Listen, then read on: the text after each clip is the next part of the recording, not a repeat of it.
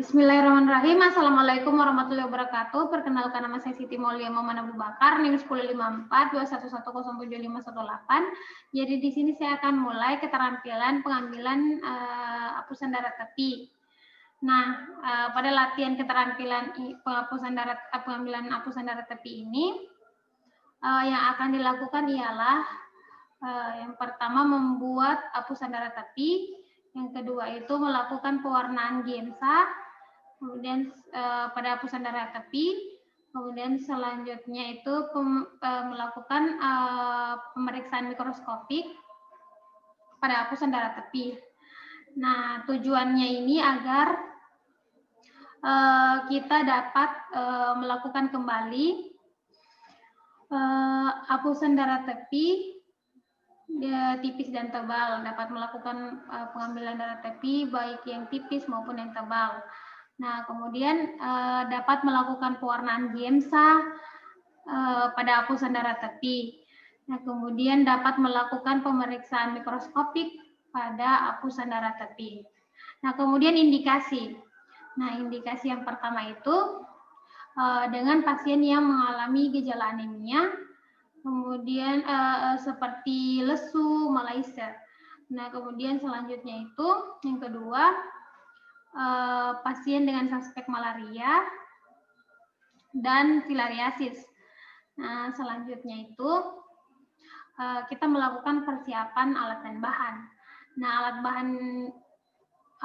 bahan yang pertama itu kita mempersiapkan meja, sabun cuci tangan, wastafel bersama air yang mengalir. Kemudian kita jangan lupa handscoon atau sarung tangan. Kemudian kita siapkan juga tempat sampah medis dan non medis. Kemudian selanjutnya kita melakukan kemudian selanjutnya itu pengambilan darah tepi. Nah, pengambilan darah tepi itu alat-alatnya yang pertama lancet, lancet dan jarum steril. Kemudian itu selanjutnya itu kapas alkohol. Nah, kemudian selanjutnya kaca objek, spidol permanen. Nah, alat dan bahan pewarnaan GIMSA yang selanjutnya itu yang pertama larutan metanol, larutan GIMSA 3%, dalam fosfat buffer solution. Nah, kemudian yang ketiga itu air bersih di dalam botol. Nah, pinset, kemudian selanjutnya itu pipet, kemudian kaca objek. Nah, kemudian alat dan bahan pemeriksaan mikroskopik yang pertama itu mikroskop binokuler, kemudian yang kedua itu minyak emersi. Nah, selanjutnya itu tisu lensa, alat tulis dan alat hitung. Nah, kemudian kita akan melakukan pemeriksaan penderita. Nah, yang pertama itu kita menjelaskan pada pasien mengenai tujuan dan tindakan apa yang akan kita lakukan. Kemudian selanjutnya itu tujuan serta resiko apa yang akan ditimbulkan pada pemeriksaan ini kita harus jelaskan pada pasien. Kemudian itu jangan lupa kita harus memberikan jaminan kepercayaan juga pada pasien agar pasien tetap percaya dan dapat melakukan pemeriksaan ini. Nah, selanjutnya itu kita minta persetujuan dari penderita atau pasien. Kemudian setelah itu kita melakukan pengambilan darah tepi. Nah, pertama-tama yang kita lakukan itu memberi label pada kaca objek berupa identitas pasien menggunakan spidol permanen. Kemudian selanjutnya itu jangan lupa juga kita taruh tanggal dan lain-lain. Nah, kemudian selanjutnya itu kita lakukan dulu cuci tangan secara bersih atau secara asepsis. Nah, selanjutnya kita memakai handscoon atau sarung tangan. Nah, setelah itu kita bersihkan jari yang akan diambil darahnya menggunakan kapas alkohol. Nah, kita biarkan dia sampai agak mengering. Kemudian kita minta pasien agar enjoy, relax dalam melakukannya.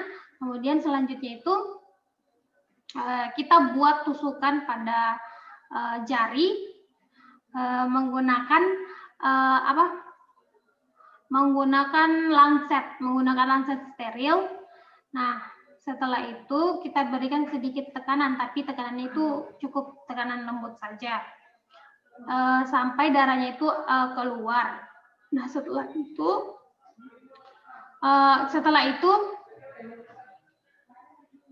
pada sisi kiri kaca objek, yang telah diberi label tadi, yang kita sudah beri label berupa identitas pasien.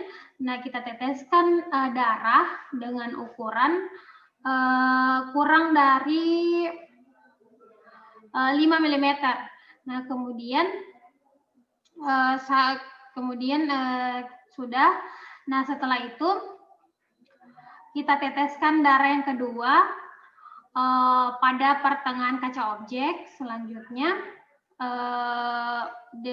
kemudian jangan lupa kita perkirakan jaraknya itu dengan jarak kurang dari 2 cm.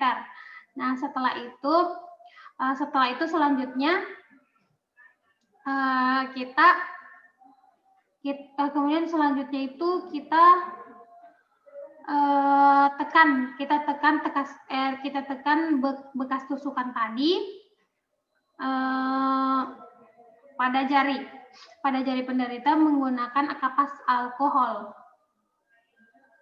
Nah, kemudian selanjutnya kita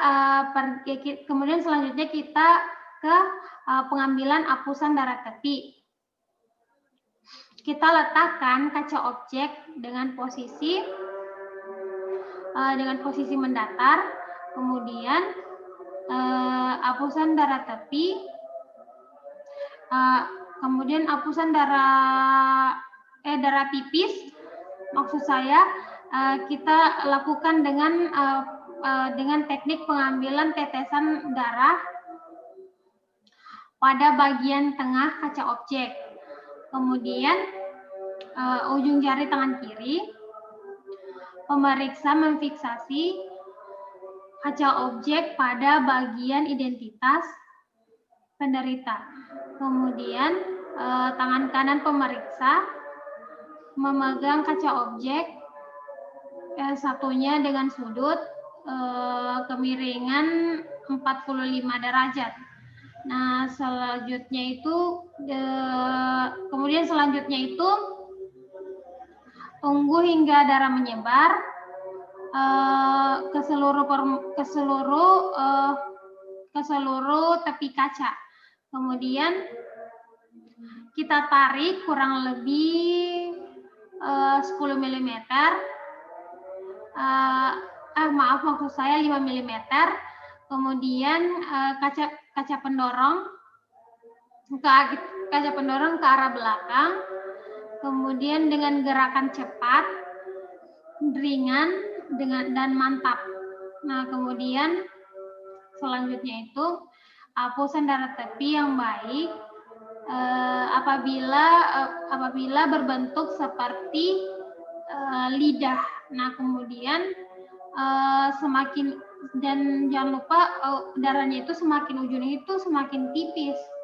Nah, apusan darah tebal itu menggunakan tetesan darah pada sisi kiri kaca objek dengan menggunakan sudut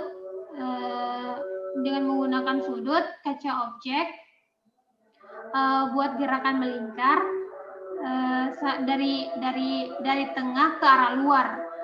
Nah, kemudian ukuran apusan darah tebal itu kurang dari 2 cm. Nah, kemudian kita biarkan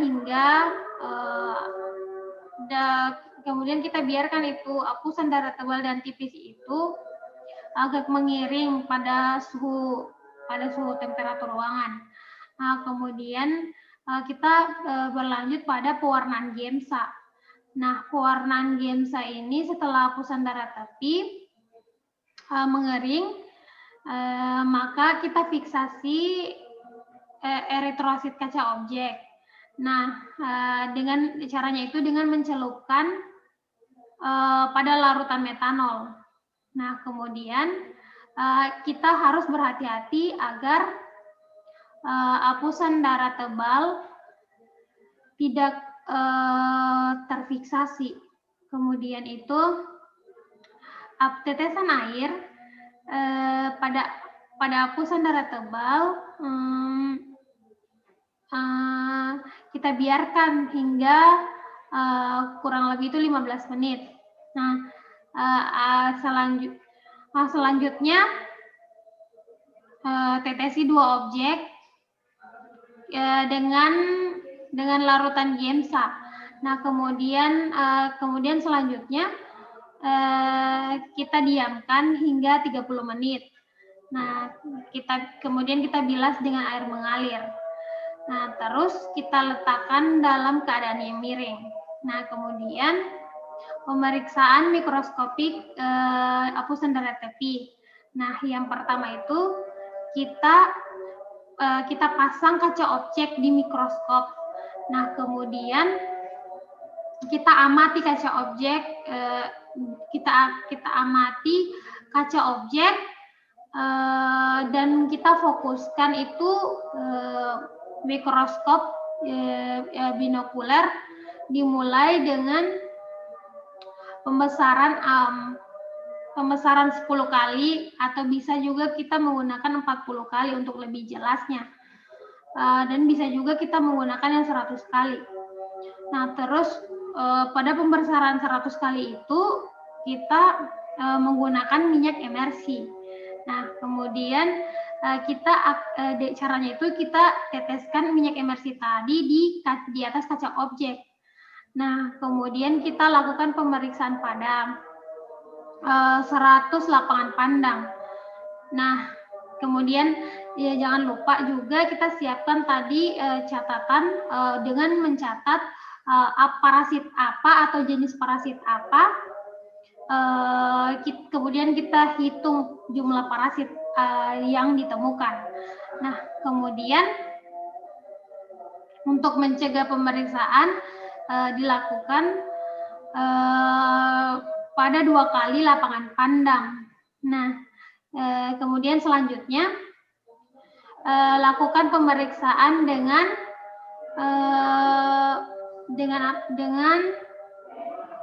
metode zigzag. Nah, kemudian setelah selesai kita jangan lupa kita lap kaca mikroskop dengan menggunakan tisu lensa. Nah, kita harus perhatikan peralatan, kembali peralatan kita, kemudian kita buang di tong sampah medis. Nah, kita identifikasi malaria pada hapusan darah tipis. Nah, eritrosit yang normal itu tidak mengandung inti sel berwarna abu-abu keunguan. Nah, kemudian neutrofil berwarna abu-abu keunguan dengan inti berwarna ungu. Nah, disertai dengan granula. Kemudian plasmodium berada di dalam eritrosit. Identifikasi malaria pada hapusan darah tebal itu ya yang pertama, pada hapusan darah tebal eritrosit mengalami hemolisis, sehingga yang tersisa yaitu hanya parasit saja. Nah, kemudian kita harus bedakan dengan leukosit. Pada kasus filariasis tampak cacing yang memanjang. Nah, dengan bintik-bintik yang berwarna biru. Kemudian kemudian selanjutnya itu ujungnya itu dibungkus oleh sarung. Nah, kemudian setelah itu kita dapat menyelesaikan pemeriksaan. Mungkin itu saja. Sekian dari saya. Assalamualaikum warahmatullahi wabarakatuh.